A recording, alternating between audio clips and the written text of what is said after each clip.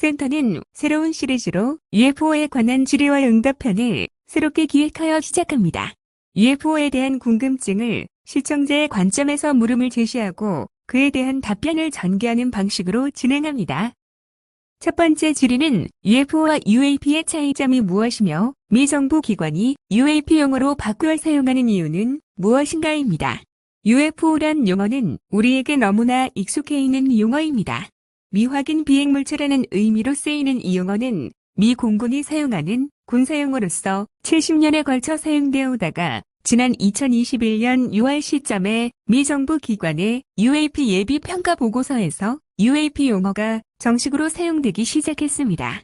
UFO는 1953년 도널드 켜에 의해 처음 사용되었고 미 공군 조사단장인 에드워드 루펠트가 UFO 미확인 비행물체라는 이름을 사용하게 되었습니다.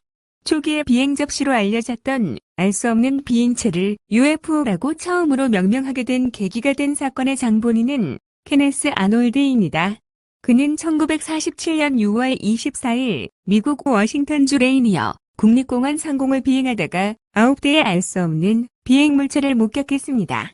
이 목격담은 기자들에 의해 비행 접시라는 이름으로 보도되었고 이 문제에 대해 미 공군이 조사에 착수하면서 비로소 UFO, 미확인 비행물체라는 용어를 사용하게 되었습니다. 그리고 UAP는 Unidentified Aerial Phenomena의 약자로 미확인 공중 현상을 총칭하는 용어입니다.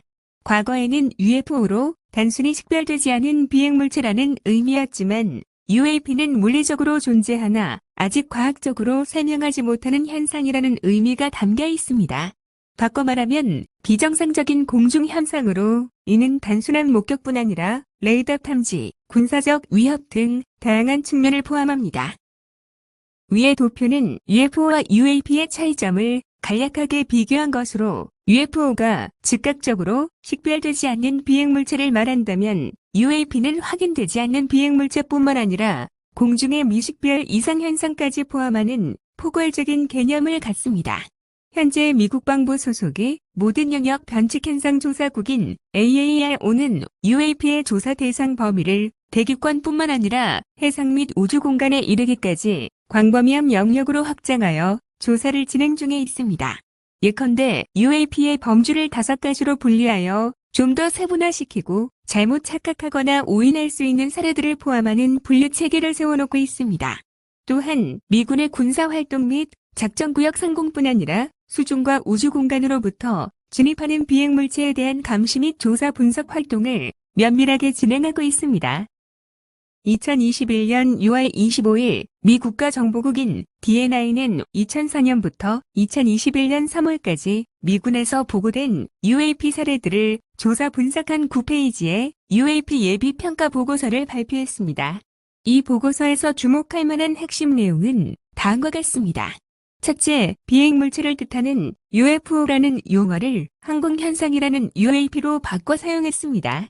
둘째, 특히 주목할 부분은 144건을 보고 중 80건은 여러 센서 시스템에 의해 포착된 경우로 UAP가 물리적인 실체라는 사실을 밝히고 인정했습니다.